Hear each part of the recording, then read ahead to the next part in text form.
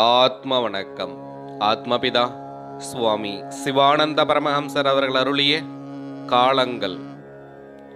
அது எப்படி என்றால், ஜீவசக்தியாய் எதிர்காலமாயிருக்கின்ற வாயுவும் நிகழ்காலமாயிருக்கின்ற மனமும் இல்லையானால் சம்யோகம், அதாவது உடற்சேர்க்கை உண்டாவதில்லை. அதனால் நிகழ்காலமாயிருக்கின்ற மனம் பூதமாய் இறந்ததாய் முடிந்ததாயிருக்கின்ற ஜடத்தை புணர்ச்சியினால் உண்டாக்குகிறது. அது எவ்விதமென்றால், மனம் ரஜோகுணமாகும். ரஜோகுணமாயிருக்கின்ற மனம் பூதமாய் இறந்ததாய் முடிந்த காலமாகிய ஜடத்தை சிருஷ்டித்தது. அந்த சிருஷ்டியை சாத்வீகமாய் ஜீவசக்தியாய் பாவியாய், அதாவது எதிர்காலமாயிருக்கின்ற வாயு ரட்சிக்கிறது. சாத்வீகமாயிருக்கின்ற அந்த வாயுவும் ரஜோகுணமாயிருக்கின்ற மனமும் உள்ளபோது நான் என்கிற தேகாபிமானமாகிய அகங்காரம் உண்டாகிறது. அச்சமயத்தில் 3 காலமாகிய நிலைமைகள் ஒன்று சேர்ந்ததாகும் இக்காணப்படுகிற பூதங்களை, அதாவது இறந்தவற்றை உண்டாக்குகின்றன. அதனால் நாம் யாதொன்றை கேட்கவும் காணவும் அறியவும் செய்கிறோமோ அதெல்லாம் முடிந்த காலமான இறந்த காலமாகும். அப்படி உண்டாவதற்கு நடக்கின்ற, அதாவது உதவுகின்ற பொருள் மனமாகும். அந்த மனமாகும் தொழில் மனம் ஆவதால் அது நடந்து கொண்டிருக்கிற வர்த்தமானமாகிய நிகழ்காலமாகும். அந்த தொழிலாயிருக்கின்ற மனம் உண்டாவதற்கு காரணம் ஜீவசக்தியாகிய வாயுவாகும்.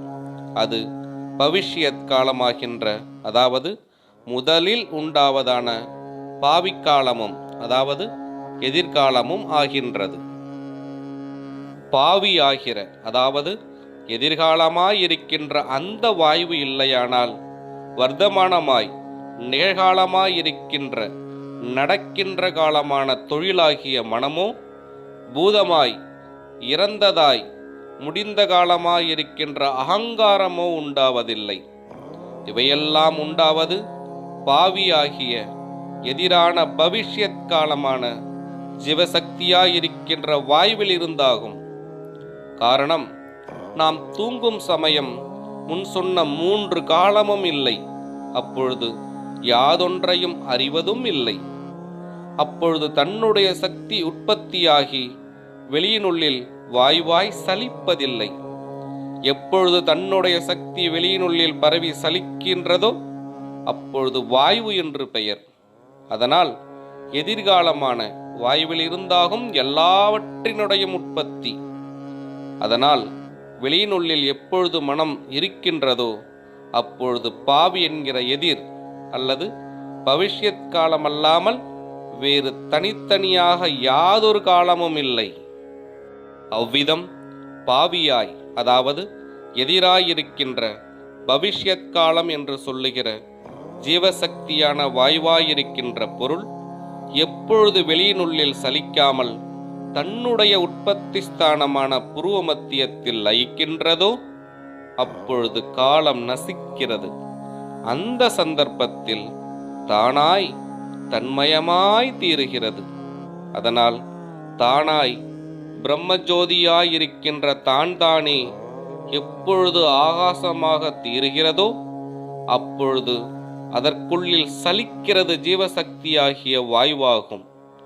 அந்த வாயுவிற்குத்தான் பாவியாய், அதாவது எதிராயிருக்கின்ற பவிஷ்யத் காலம் என்றும் மாயை என்றும் சக்தி என்றும் சொல்லுவது.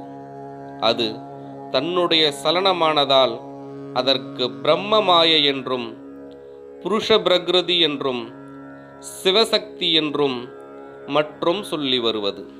எனில் தானாய் பிரம்மஜோதியாய் தன்னுடைய சக்தியாய் எதிராய், அதாவது பவிஷ்யத் காலமாயுள்ள வாயு எப்பொழுது தானாகிய பிரம்மத்தில் தானே ஐக்கியப்படுகிறதோ அப்பொழுது சர்வமும் தன்னில் தானே லயித்து தானாகி தன்மயமாய் தீருகிறது.